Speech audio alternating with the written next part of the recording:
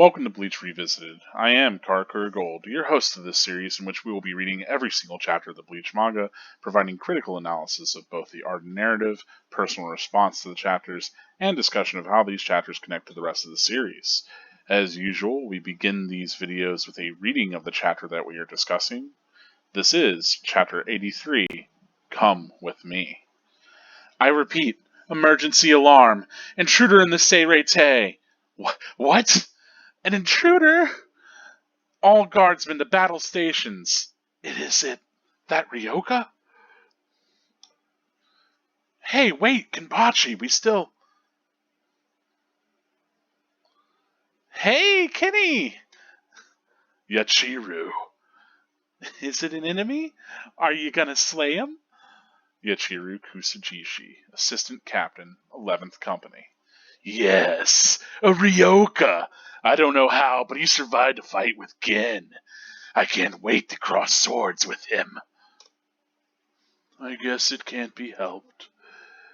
This meeting is adjourned for now. You will be informed of Gen's punishment later.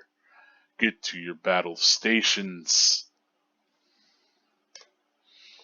A convenient time for the alarm to sound, eh? I don't understand. What could you possibly mean by that? You really think you can get away with it? You'd be wise not to underestimate me.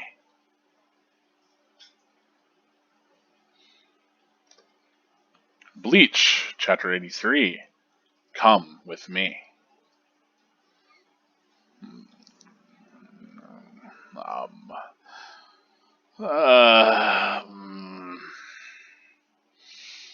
Catnip?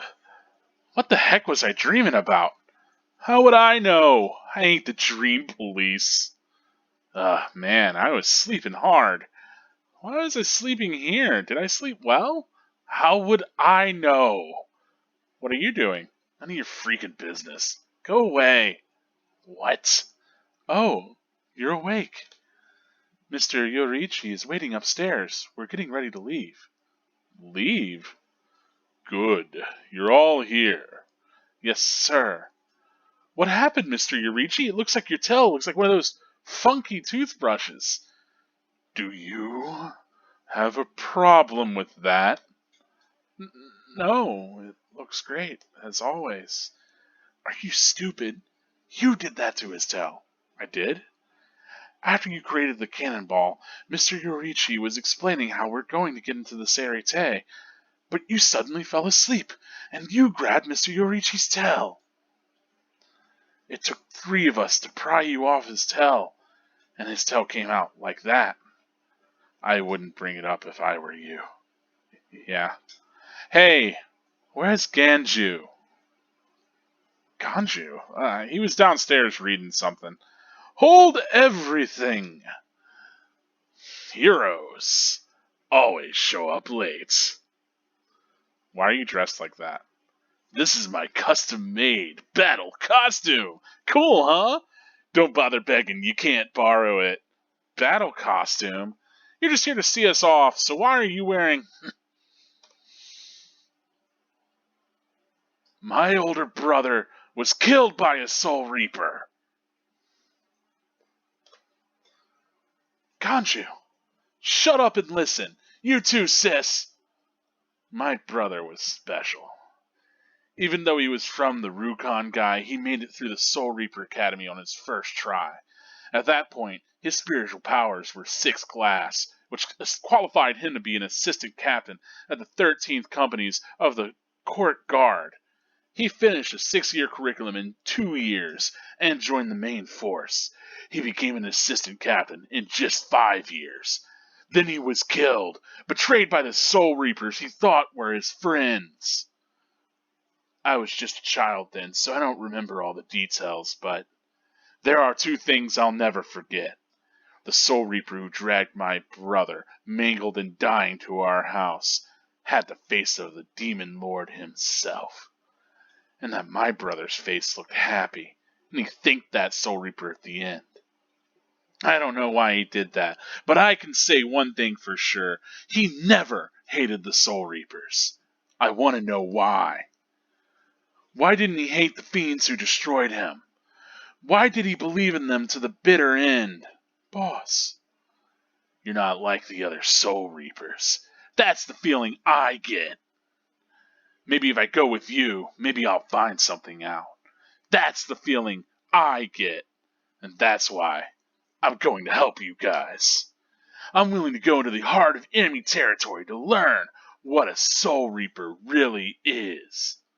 Ganju. That's so cool. Oh, boss. But Ganju. He's grown to be such a fine young man. Ha. Sounds like your mind's made up. Well, don't come crying back to me, you little turd.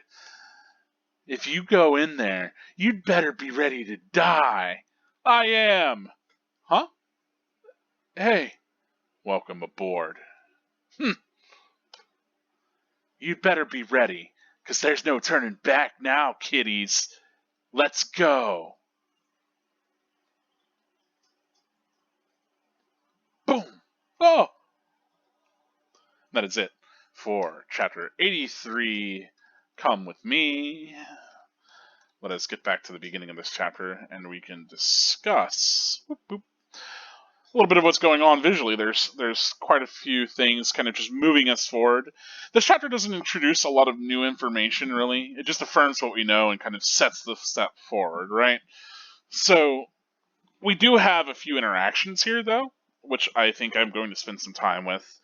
But I do like that immediately, with that intruder in the Ch.83, we do get the looming of the crescent moon.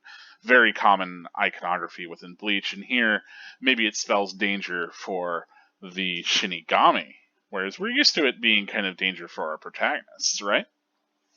Nevertheless, this kind of looming moon up upon high, often used to set these scenes whenever, it's night, but typically nighttime comes with danger within this manga. So, here we get a couple of the characters that we've seen. We have Abarai Renji and Tetsuzaimon Iba, as well as Hinamori Momo. But then we have two other characters that we haven't been introduced to in the background, assumably two other lieutenants or assistant captains, whatever you want to call them. We jump back to where we've got all the captains, and here they're reacting. I like that we do get that reaction shot of, both kind of groups reacting, even though they're not in the same room, and we get, feet beaten. This kind of movement to end the page on. I think it's a solid kind of page composition. I do kind of wish that we had correlation between exactly, the different parties. So, for instance, it'd be cool if we also had, because Renji's here, 6th Division, right? If we also got his captain, Byakuya, of the 6th Division. Tetsuzaimon is of the 7th. And I'll go ahead and just let you know this is the captain of the 7th. So for a second there, I was like, ooh. Similarly, the fella here is from the 1st. I'm just spoiling things left and right. I'm sorry, folks. But I don't think it's that big of a deal to be like, oh yeah, he's from this division. But what I'm saying is basically some of the people are aligned such that they match, like vertically who's here, and then others don't. And I wish it just had a little bit more composition matching to the way that people are laid out. That's all. Of course, we immediately get the shot where Kenpachi is running out, right? And Aizen's trying to kind of ask him what's going on, but Kenpachi's already making quick. We get this just jump from above as we get introduced to, of course, another lieutenant. You can tell by her lieutenant's badge, but this is Yachiru. And I will talk about her design a little bit. So, as we know, Kenpachi, he leads this kind of battle-hungry squad. He's this very fierce, I'll cut you down kind of guy, right? So it's striking that, of course, his vice captain is this bubbly young girl, Yachiru. And what's really kind of cute is that her Zanpakuto she carries behind her and has even these little tiny wheels that it rolls around on. So we do know that Shinigami do live extended lives, so it could be very well that she is older than she appears. As far as aging goes in the Soul Society, right, we know that Ruki is over 200 years old, but she doesn't look much older than Ichigo. And I don't think you can really one-to-one scale it as far as like, okay, this is human years to Soul Society years, right? The passage of time isn't that different. I think instead, they experience years as they would, but the way that they mature, because you're a spiritual body, right? You're not bound to the laws of reality, the bound to the decomposition and kind of breakdown of a physical mass. And so even though you have characters like the Captain Commander who looks very old and, he's got the big beard and he's all grizzled and stuff, I think that's more reflective of their spirit's reflection of themselves, if that makes sense. So, as you grow older, your image of yourself will change. So I tend to interpret the characters' kind of physical depictions as being, less reflective of their actual age, and more reflective of their maturity. Otherwise, right?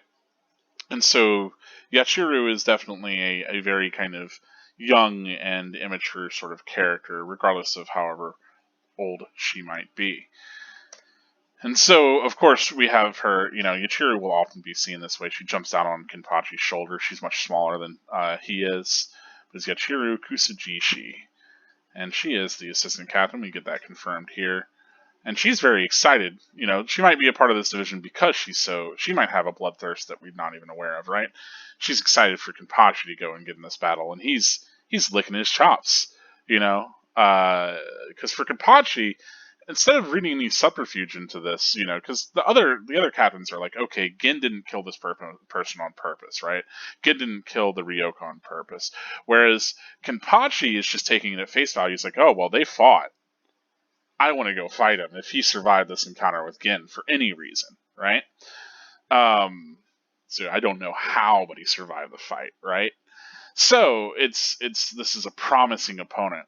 And this also speaks towards Gen's capabilities. If you remember a couple chapters ago, beginning of the previous volume, volume 9, Gen actually carried Kenpachi off from a little scuffle with Byakuya. So, or Byakuya? Byakuya. I'm gonna every time. Anyway, so we know that Gen is maybe even more, at least technically proficient than Kenpachi, or at least capable enough to kind of cart him off. Maybe Kenpachi wasn't taking that moment too seriously, but we know Gen to be a pretty capable individual, even though he didn't kill our main character, our main cast. So you have to wonder if he is as capable as they say he is, then perhaps that further leads this sort of credence towards, well, why aren't our main characters dead, right? He clearly didn't intend to kill them. Because if we consider Gen to be on the level of Byakuya, who was able to strike down Ichigo with no problem, break his Senpakuto in half before he even realized it, right? Just absolutely slaughtered him. We have to consider how much more powerful Ichigo and crew had to become, and that can't possibly be on the level of captain, can it? So, nevertheless, we can understand from this that Gen must be a pretty proficient and capable individual, at least somebody that Kenpachi considers to be that way. And so that excites Kenpachi to go and get in a fight with somebody who survived a battle with Gen. And I do like this closing in of Kenpachi, that we get this really focused up on the scarring across his face. And we get the sense of his character, which is, it's nice. Of course, we cut back and the Captain Commander, he resolves their meeting, lets them all go, because they have to deal with these intruders. And I do like that we get this shot. I love this panel, especially at the bottom here, where all the other captains are going the different way from Gen, right? And I love, of course, we know that Kurotsuchi here was very suspicious of Gen, so he turns and kind of glowers back at him, right? Whereas the other ones move on. And we do get this really nice little moment where Aizen is the one to stop. Because we know that Aizen was about to mention something again, right? And so he brings up, oh, it's so convenient, right? This alarm sounds right as you're, being punished, and your punishment gets put aside. I do like this kind of interaction where he's stepping past him to say that, right? He's not really looking to have a full conversation. He's just kind of trying to take a dig at him. And of course, Gen just plays like, oh yeah, what do you mean? Right? And so I like this kind of interaction because it allows Aizen to put some suspicion on Gen, allows him to kind of to pressure him in a way, and Gen just kind of slips from it. To which we get this kind of very promising moment where he says, don't underestimate me. And we have this, we see him from behind, and then of course we notice that this other captain here has overheard all of this, right? So he knows about these contentions. And of course we get confirmation, yes, Aizen's 5th Division, Ichigo's 3rd. Not Ichigo, what am I saying? Ichimaru again. I always kind of throw their names together like that. But yes, cover is Ichigo. So, Chapter 83, I like this kind of Matador-inspired look that he's got, almost. Like some sort of, at least that's what it makes me think of, like Spanish-themed. Which, as we know, Kubo does like his Spanish theming kind of aesthetics.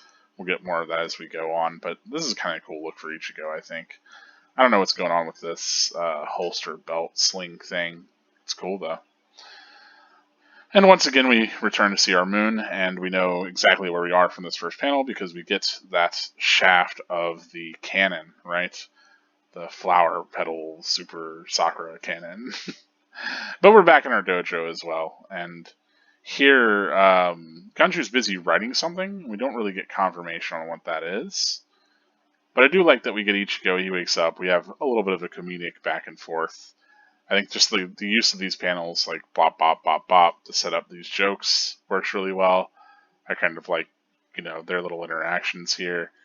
And then finally we slide out. And I like this, Ishida sliding into the position Ganju kind of was, and then pulling us over to the next page. And then Ganju being in that same sort of position. It just creates good page flow for me, that's all. Of course, we get here with Yoriichi, and I do almost always miss this. I've, been rereading this chapter, right? And I think the fact that Yoriichi's tell aligns to tangent with the line of this actually makes it look too much like this is part of the design and not actually Yoriichi's tell. But Yoriichi's tell is all messed up, to which, of course, Ichigo starts to give him problems about that, and we have a whole nother little gag bit where Ichigo grabbed Yoriichi's tail and that they shouldn't bring it up. We follow here. We get a bunch of side boob from Kukaku. But it's just kind of proceeding forward. I don't know why the ink changes so much. It almost looks like there's less ink on this page, but more on the other. I don't know if it was just a poor scannulation job or what. Genju does show up with whatever he's written. Again, we still don't know what the deal is with that, but he does show up in this other outfit. And this is the outfit that he had on the cover of the manga volume. So we get kind of confirmation of that outfit, that he has this hero outfit, right? And I mean, we know that he would have to change, and this isn't what he was wearing before. So we've now gotten like 3 different canonical sort of outfits for Ganju, which is kind of interesting. But of course, Ganju's really playing up his role here, and he has a pretty serious moment where he closes on Ichigo, and I really do like the expressions that we get from the different characters reacting to this. We get a lot of good, just like sharp line work for everybody, which is nice. As finally, this is something that we knew, but this being confirmed to Ichigo and friends is significant, right? Ganju's facing this sort of trauma that he has, and that through Ichigo he's going to be able to make things right. And we see those same sort of spirals that we saw on Ganju's pants, on his design. I like that also the Soul Core image is there on his backpack here, that assumably is holding something. I don't know what's really going on there. His sword is sheathed underneath that, though. But also Kukaku has that same spiral on her clothing. So it's this sort of Shiva family spiral. Seems like a significant kind of piece of imagery for them. But nevertheless, it's mentioned that this brother that they had, that he made it through the academy, which is normally a 6-year curriculum, right? So he made it through that academy in just 2 years and became an assistant captain in just 5. Of course, then he was killed. We're not told, again, his name, nor the name of who killed him, or even we don't even get to see that. Though those are less significant details than kind of the relation that Ganju has to all of this. So yeah, I don't know how much, I do wish that these little flashback bits were a little bit more graphic. I wish that we got to see maybe more of a silhouette of this character, because I don't know, I don't know that this necessarily works so much for me. The bit of the brother's face there in the corner I think works well enough, but nothing else really. It could be better for me. But all in all, we do have Ganju kind of finally coming to this, like, yeah, he acknowledges Ichigo's being unique, and he also acknowledges that this journey is going to be an important one for him, right? And yeah, to really find what a Soul Reaper really is, to really get at the heart of all of this. Of course, his crew thinks it's really cool. And it's not like she could easily pull him back anyway. They're literally being launched into there. And I know, Kukaku had the plan to send Ganju along all along anyway, but Ganju's really here saying that, like, he is planning to fight and die along their side, right? To become really a part of the team. So I like this chapter for doing that, for like really making Ganju have like a serious, like, stepping up to the plate moment. I think it works for that reason. And I like that, Ichigo grabs him up by the scruff and gives him an equally kind of welcome aboard. It's good stuff, right? And we get our final kind of panel of all of our characters approaching the cannon. Yurichi's tail is back to being mostly normal now, which is nice. But nice, kind of shot of everyone. Chad, of course, not fitting on the page as usual. Constant Chad gag is that he's too big to fit in the panel. And I will always appreciate Chad not fitting in the panel. But yeah, just kind of a transitory chapter, really.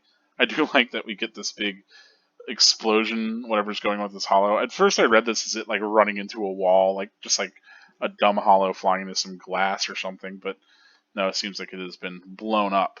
So we're going to find out what's going to happen there in our little omake between these chapters. But otherwise, that's basically it for reviewing the chapter. I think the art for this is fairly crisp. We don't have really that much issue with depiction of characters. We get to see these characters in a lot of different expressive ways, especially Ganju. We get a couple of really cool moments for Ganju here and there, and the rest of our cast are present. But we get a lot of these nice emotive sort of expressions from him. Mostly dialogue there, but I like that we get him, being very assertive with Kukaku, who's just told him to never bring it up and to not mention it. But like, we get a difference between, the Ganju who's like crying over this and who's like really conflicted, to one that's very passionate and driven, the kind of man that I think Kukaku wants to see him as, right? And so this is the sort of person that Ganju's driving himself to be. So I do like that we get this kind of steelier, more heroic Ganju, even if it is as performative as anything else. Ganju really wants to be the main character in the manga, and I don't blame him, but it's very clearly and obviously Ichigo.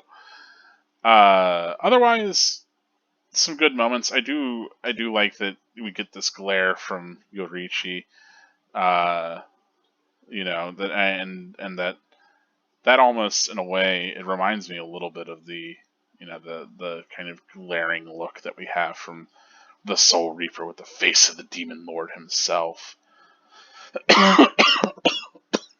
Apologies. Bit of a catch in my throat, a little scratch in there. But otherwise, not much to talk about narratively or art-wise other than what we have already discussed. As I said, the big interactions here is we get those interactions between Ganju and Ichigo, really Ganju and the rest of the group, and then we get this really kind of big moment between Gin and Aizen, where Aizen is really kind of confronting Gin, and Gin's sort of, as usual, sort of trying to slip out of any sort of, real punishment for it. Now, that said, we're assuming here that the alarm is something that's just conveniently, helping Gin out. But Gin was ready to receive any punishment, right? So you wonder how much, whenever I bring up, like, how much is Gin really, weaseling out of things? How much is he really masterminding things? It's not clear. It sure seems convenient for him that this is happening in this way, but then you have to ask yourself, why is Gin? How does it benefit Gin to have not killed all the Ryoka instead of just murdered them? Because the expectation would have been he just killed them all, right? So if he's leaving them alive, for what purpose?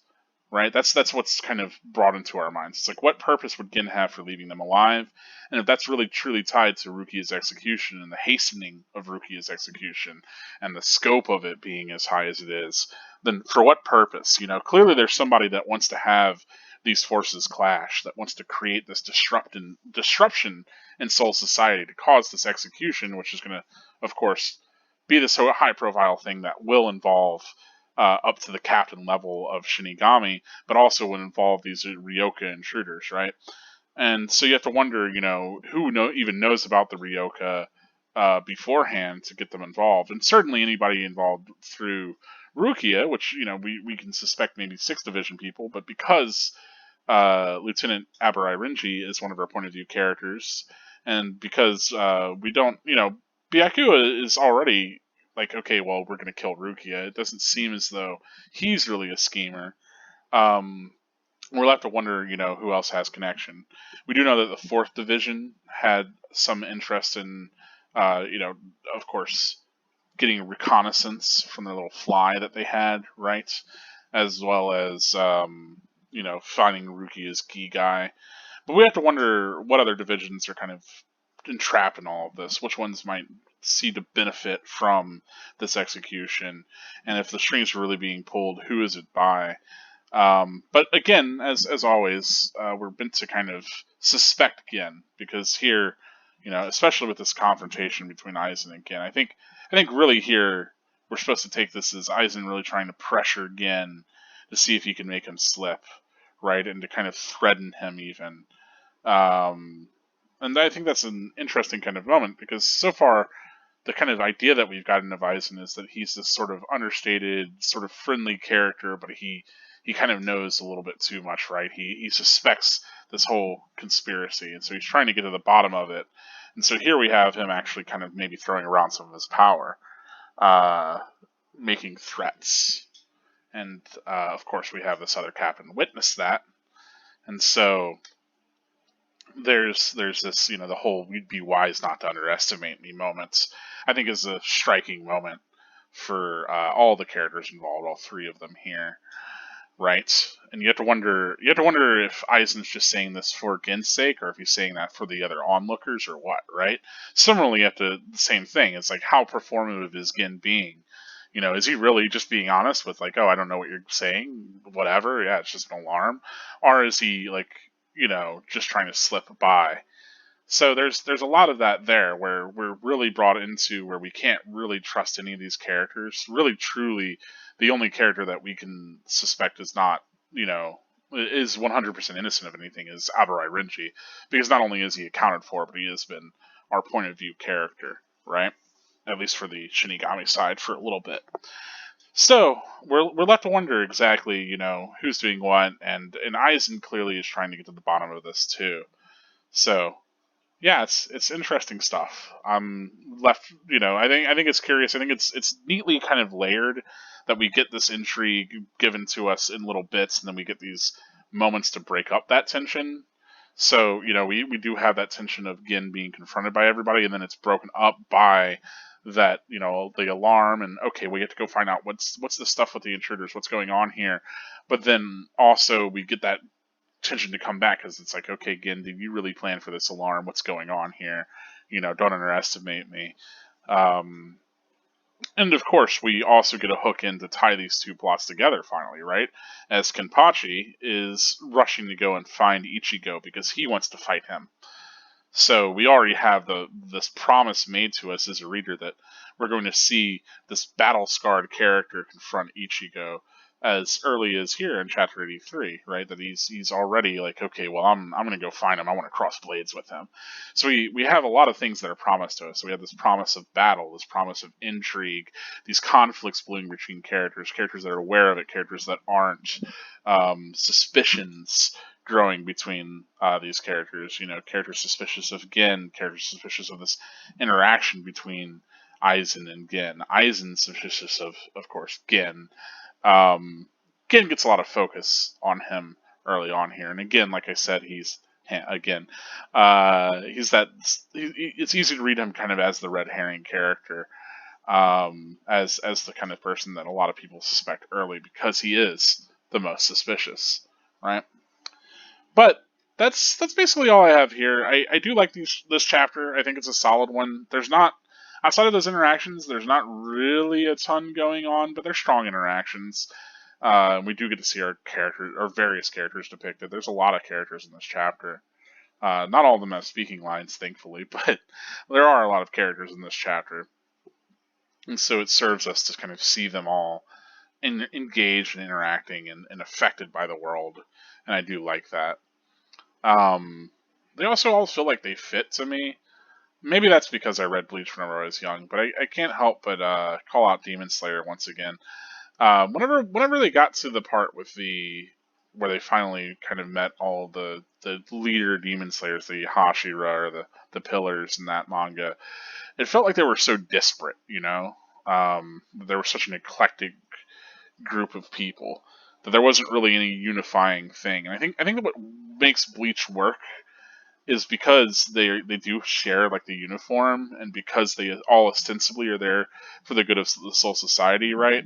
I don't know. It just seems like and they all have to like wield weapons within the same sort of power system, which a lot of that applies to Demon Slayer. But I think it's really maybe just the aesthetic that connects them that is the ultimate final connecting thread that works for me in Bleach, but doesn't work for me in Demon Slayer. But it's a hard thing to kind of thread, right? Because it's like, okay, you want your characters to be distinctive, you want them to stand out, especially these are like the big characters in your series. But then also, you want to present them as, a unified kind of organization, or at the very least, if they're not unified, this organization is already kind of starting to kind of have this conspiracy, right? 14 Days for Conspiracy, all of that. So we're starting to have this sort of the things pull out the seams, but regardless, you want to show these characters as being this unified outfit of antagonists, right? That's almost any story that you have main characters fighting against a large kind of group. You're always going to have that large group try to be uniformed, right? You want to present them as having their individuality kind of eschewed for their status as a member of the group, right? This is why you watch Star Wars, you have stormtroopers, right? They're rendered into being literally like faceless characters by their uniforming. And even some of our rebels that we get in that series, we have a lot of rebels that are just uniformed background guys that can just die and don't have names. And it's a way to make you, the viewer, care less about characters because they aren't individual anymore, because their individuality has been subsumed by a whole. And we care about individuals. We care about people that are individualistic because we can have more points to identify them as a unique entity, right? Typically, the way that we see people as subaltern or as other to ourselves, right? It's by how many points of connection we have to them. And one of the very simplest points of connection is that person has individualistic characteristics. Hey, so do I. Now, if you share a lot of those, you're more likely to see that person as human, right? This is how bigotry kind of operates, is the more unlike somebody is from you, the more easily it is for you to say that they don't deserve human rights or that they shouldn't be treated the same way you should be treated, even though you're all human. But the same thing goes in fiction, especially, like I said, whenever trying to present these characters that are all a part of an organization that have had less of their identity, right? That their organization controls them to some degree, that their individualism takes maybe a back seat. And we start to see that here, especially in all of our Soul Reapers and all of our captains. And I think pulling off that design-wise, while still having the captains be very distinctive in their looks, is something that I don't think Kubo gets enough praise for. It's something that I think a lot of mangaka kind of fell at. I think it's easy to make a distinctive character design. It's hard to make a distinctive character design that still feels like it fits within the world naturalistically, and that it is presenting these larger kind of themes and that fits narratively in such a way, especially whenever doing so, asks that you remove some of the individuality of your characters, right? So, yeah, I'll take this moment at the very least to say, hey, Kubo's great at character design, but by this point, you probably should have realized that. I mean, the amount of kind of drip that he puts these characters in, especially in the chapter covers, just the way that all these characters really are evocative in the way that they look. You really can get the sense of the character just by seeing them in just a panel or two. I think that's significant, right? Where it's a little bit hard to pin down characters from other series. It's hard to kind of figure out what their deal might be. I always felt like Bleach, pretty quickly you could sort of figure out what was going on with the character, what their whole deal was by how they looked. And I think that's one of the reasons why I stuck with the series, is because its characters had a very, engaging kind of design to them, very expressive, without having to be overstated. I think that's the other thing, is that one of the things that I appreciate most about Bleach designs is that there is an understated quality, that there's a cleanness to them. Whereas it can be easy as a designer to say, okay, well, I want to express this character's personality, so they're going to have, all these different accessories, and their hairstyle is obviously going to be unique. And well, I got to make their expression kind of fit them, and well, their clothing should fit them too. It should be wholly unique clothing that fits them, and their weapon is surely a unique extension of themselves. And so we constantly get this reiterative, as a designer, you can really get carried away with, I want to make this character unique and present all these things as unique facets of them, but by the end of the, drawing the character or whatever, you just end up with this person who's very loud and feels like they don't fit into any sort of world other than some comic book world. Because people wear branded clothing. People dress and wear their hair and carry themselves in a way that is commonplace. We live in a society, right? And so there's a certain amount of socialization that no matter what's going to define the sort of aesthetic that governs our lives, that's been incorporated into our lives, right? And I think depicting that within a manga can be difficult. It's hard to kind of have a unifying aesthetic that you could stick to that's effective. Doing all of that can be difficult, especially whenever writing a fantasy setting like this one. Um, if I look at the contemporaries, it's kind of like one of the things that I think Naruto maybe had a strength in early on is that we did have all these ninjas that felt like these ninja characters who felt very unique and very much like the product of their countries. Though by the end of Shippuden, everybody's just wearing the same outfit, and there isn't very much to distinguish the characters. And at that point, I become a lot less interested in seeing the characters visually. Similarly, and maybe that speaks towards, of course, like them all unifying and whatever, but I don't like it. But similarly, like One Piece has very fantastical designs, and the characters look very unique. But it's easier. It's more difficult for them to have a unifying aesthetic because he just makes Oda does great at making these different aesthetics, but they fit each new kind of island. And there's a few bits of overlap across the entirety of the series, but I feel like it's less, sticking to those very unifying rules and instead getting to just kind of make new stuff over and over, which props to making new stuff over and over. That's difficult.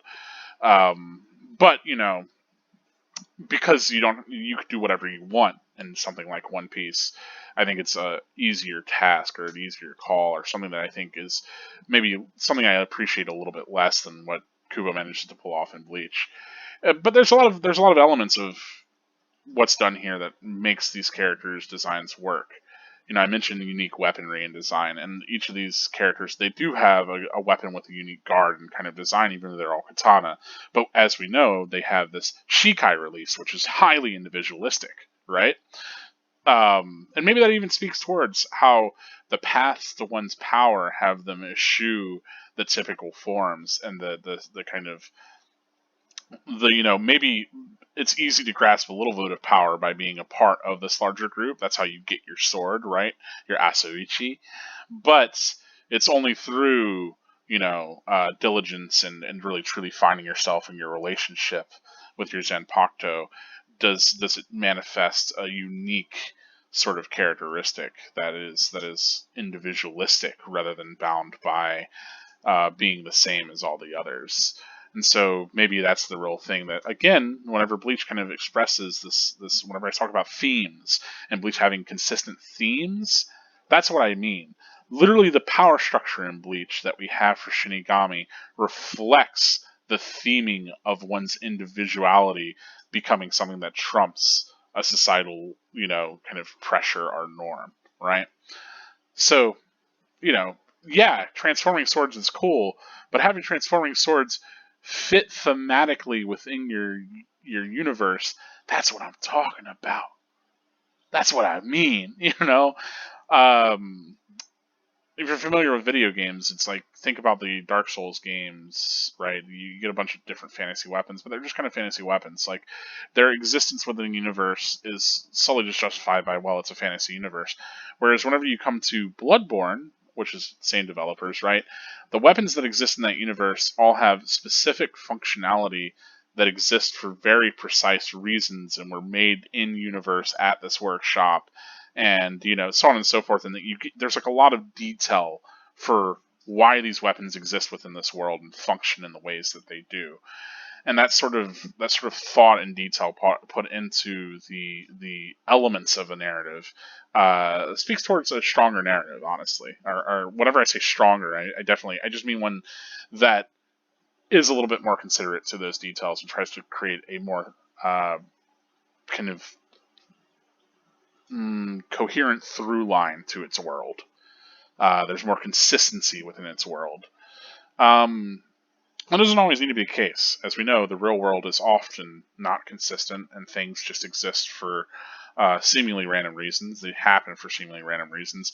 But in our fiction, which allows us to escape into a world in which things can make sense, or that things can be engaging for having their own sort of consistent through line of sense, you want to create a narrative or a story that has that. Typically, because you're trying to create a fantasy that people can escape to by creating rules within that fantasy. And whenever those rules are not just aesthetic ones, like, hey, here are the kind of weapons people have, but also thematic ones, which are, well, the individual is going to go against the society and the individuality is important and powerful and meaningful, then baking that into things like these are the weapons provides for a more interesting and cohesive narrative. And that's why Bleach is great. Anyway, and then part of what this chapter does is it really shows off a lot of that. And I like that we get Ganju in this very individualistic outfit that he wears, and it helps him think of himself as the hero, right? So a lot of that's kind of packaged here, and I like it. So A plus. I like this chapter. It's not maybe my favorite chapter of Bleach, but it's certainly not a bad one at all. It gets things get moving here, which I really appreciate. We're building more of that momentum forward, and as I said, we have all these little promises of conflicts that are starting to brew. We have Kenpachi heading to Ichigo. We have Aizen and Gin confronting each other with this other captain onlooking. We have Kurotsuchi kind of starting to really have these different doubts about Gin. We have these different things happening and moving to take us into what the action of this volume will have, and this plot moving forward. So, with that said, let us talk about spoilers. Let's talk about how this connects to the rest of the series. And once again, I did not read ahead because I'm trying to read this day by day with y'all. So I don't remember, again, if this alarm is specifically for the Ryoka invading or not. I think it is, but I don't remember exactly what this alarm's for. Thinking about who could send this alarm, like somebody like Isane, but well, she would have been at the meeting, right? So I'm thinking about like who even sent this alarm out. If it's just Aizen pulling some Central 46 BS, right? I'm not entirely positive. Yeah, I was spoilers. It's our boys. Of course, we have Momo with Aizen, right? So it's interesting that we don't get Isane here. We do get Kira, but I guess assumably Gen's like back here somewhere. And I was just thinking about like the way that people are laid out. I was trying to figure out for the longest time what this is right here. This little like blip of darkness behind Iba's shoulder, and I think that's Omeda. That's got to be like his like dumb hair, right? And like the roundness of Omeda's head. I have to figure that's Omeda's design. But anyway, of course, we know Kenpachi runs out to go and try to find Ichigo, but Kenpachi is terrible at sensing Rietsu, and so he's going to take a long while to do that. And I think this is one of the things that I found telling early on that kind of linked Yuichiro and Kenpachi to me, because I know Yuichiro misleads him as she rides around on his shoulder, and as we know, she is his Zanpakuto spirit. She's tied to him and his Zanpakuto, and so it only makes sense that, of course, she appears here to join him as he rushes out, but also to continue to mislead him because neither of them have any capacity in finding these people, right? And that she'll have a lot of the same sensibilities that Kenpachi has, even though she's this cute girl. Because again, she's this kind of that idea of Nozarashi maybe being split into this physical entity, and that Yuichiro is kind of maybe amalgam of that and a little bit of Kenpachi or Zaraki really coming across Retsu, right? And sort of seeing her as like this figure of power, and so therefore like the manifestation of his power is going to be female, but he also recognizes his power as being, infantile and not grown. And so in a lot of ways it makes sense for Yuichiro to be this young character, not just because she was literally born before Kenpachi as well, and at that time he conceived of her as a literal infant because he gave birth to her in a way. But it's also a little bit more of kind of coupling up with Retsu, this idea that he has this sense that she is reflective of that power. But I do like Yuichiro as this very cute character that has Kenpachi's bloodthirsty sensibilities, nevertheless, because she is aligned with him in more ways than expected, right?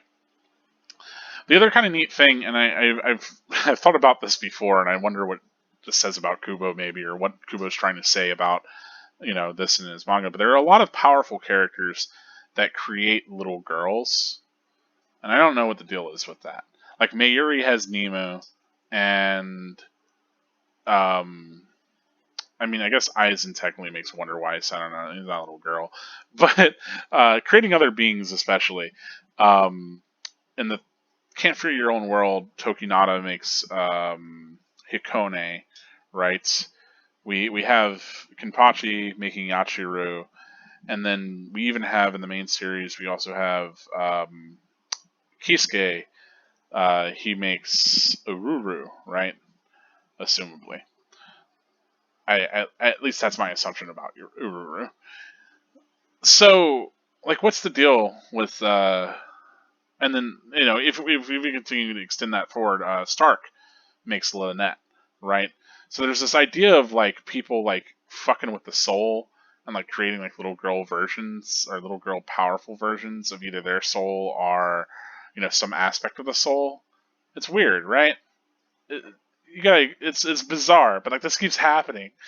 It's something that I noticed throughout all of Bleach is that that's constant. And I mean, we even get that with Katsun Katsu, right? If I'm remembering how that is pronounced right. But Shunsui's his sword, right? He creates the other sword is kind of created is birthed to house Nanao Issei's Zanpakuto. So it's curious. I wonder like I'm going to try to highlight that as we go throughout the series because that's something that comes up time and time again, and I don't even know really what to make heads or tails of it. Exactly where it fits thematically or even narratively, other than the idea that these characters have so much power that it begets another entity. This idea that ultimately, that's maybe the ultimate kind of moment of being powerful is to create other life, and there's something in that in creating this other individual, perhaps. I could see that as maybe getting at it, but it's a strange thing nevertheless. It's something we'll talk about more whenever it becomes more kind of prevalent and relevant to the chapters themselves. Of course, I love that here we do get this concession that Gin is powerful, right? I do think, if I was to consider Kenpachi against Gin, obviously Kenpachi, knowing what we do, his power scales to his opponents, right? And so he wants to go and fight this person that survived a fight with Gin because, it's going to be an interesting kind of fight for him, nevertheless, even if it is a weaker opponent, even if it's a stronger opponent. But it's this unknown capacity that Kenpachi wants to engage with, which really kind of speaks towards, again, his lust for battle is lust to engage with powerful, not just powerful opponents, but unknown sort of opponents too, right? Cutting back here, and of course, Yama, we do get this idea of him being a little bit softer. He's going to push for Gin's punishment later. I do like, everybody rises. It's interesting that Kurasuchi is so, sus on Gin this early, because I don't remember him really pushing any of that later, honestly. He does align himself with the Ryoka pretty hard after he gets blown the fuck out by Uryu. But, I mean, he is one of the captains that comes to save both Uryu and Renji whenever they all come during the Hueco Mundo arc. So maybe this is just kind of our first seeds of knowing that Mayuri is kind of on our side, but also kind of building a little bit of that. Of course, Tosin doesn't look behind him because Tosin is blind. Now, this interaction I was thinking about because I wonder if this is Aizen being honest with Gin, right? That this isn't like them just having a show-off conversation or whatever, that this isn't just them trying to make Hitsugaya, because there's a certain element of okay, yeah, they're just trying to make Gin seem suspicious, obviously, right? That's a part of it. But I think Aizen's actually calling Gin out here, right? I think that Aizen is actually trying to express to Gin, like Gin being I don't understand what you could possibly mean, is an honest response, is the way that I read it. Because the way that I see this is that, do you think you can really get away with it? Because personally, I read Gin not killing the Ryoka as a personal decision, rather than one that was a part of Aizen's scheme.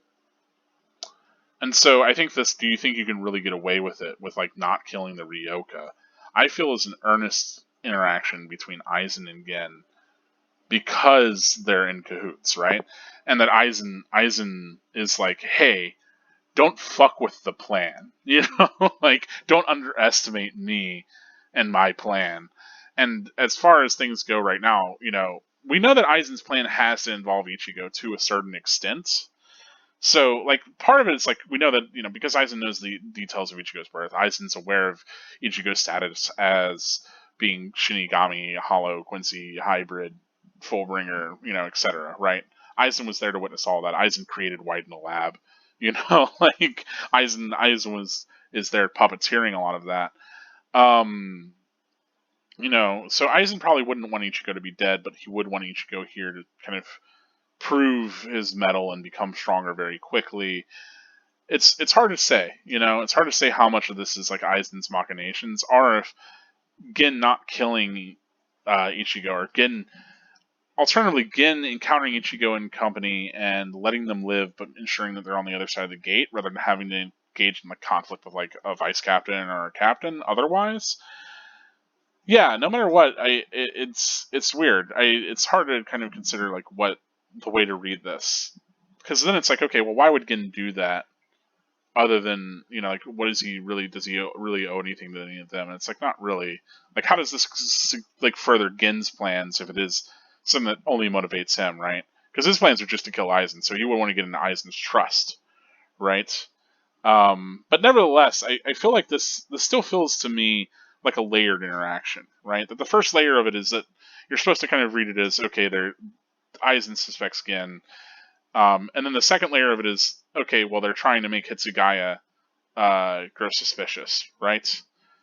Before Aizen fakes his death. And then the third layer that I'm reading on is Aizen threatening Gin. And I don't know, do you see that as, are you picking that up? Because I definitely see it as Aizen kind of making threat to Gin of you know, just follow my plan is. Don't go outside of the lines for it. Like this alarm going off during this meeting is outside of what we expected, maybe. Um, all according to his Keikaku and all that. So I don't know. Like I almost feel like this helps to kind of highlight the idea that Aizen never truly trusted Gen, maybe.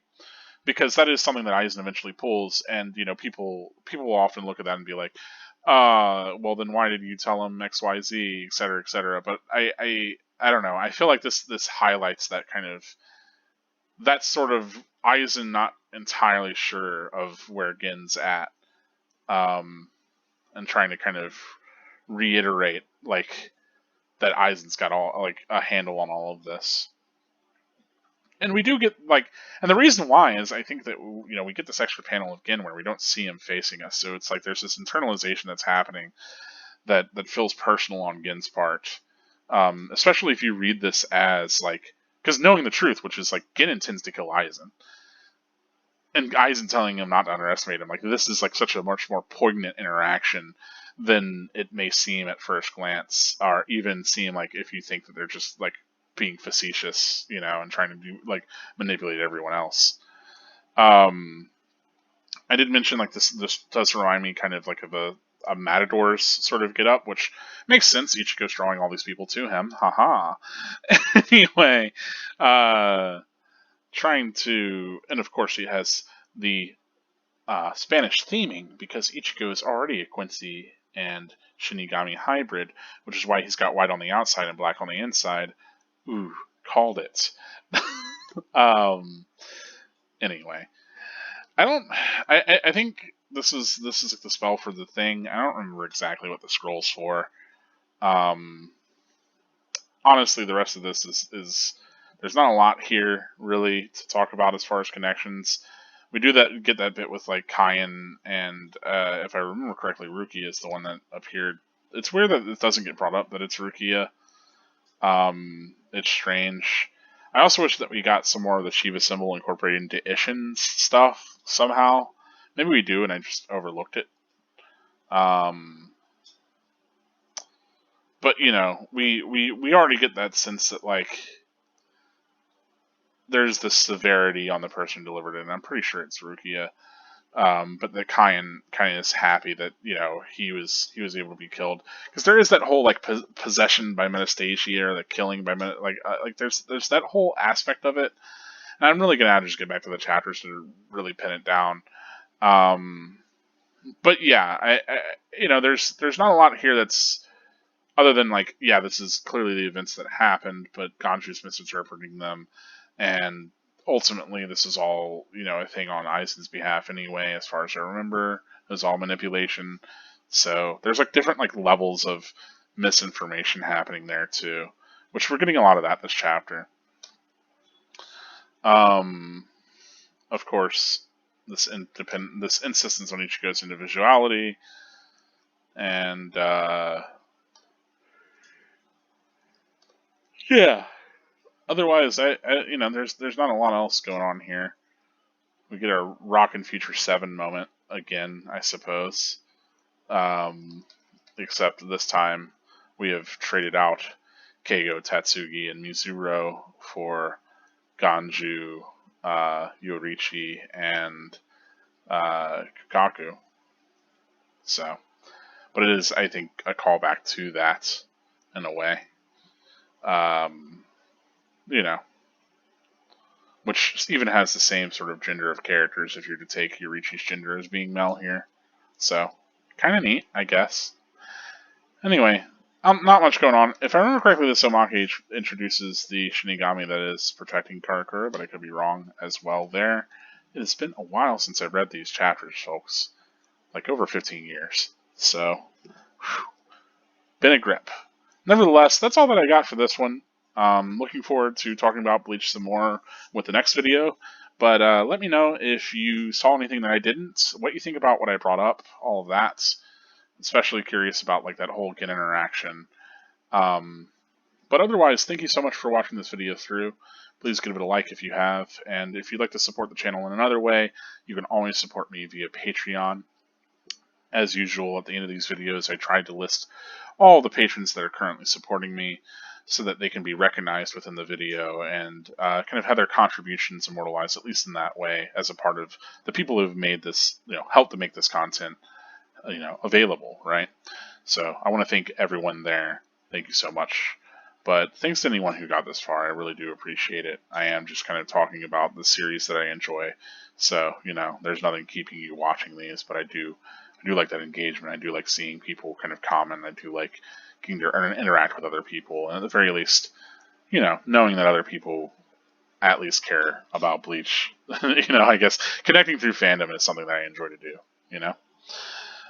Nevertheless, this has been Carker Gold, reminding you that spirits are forever with you. Stay gold.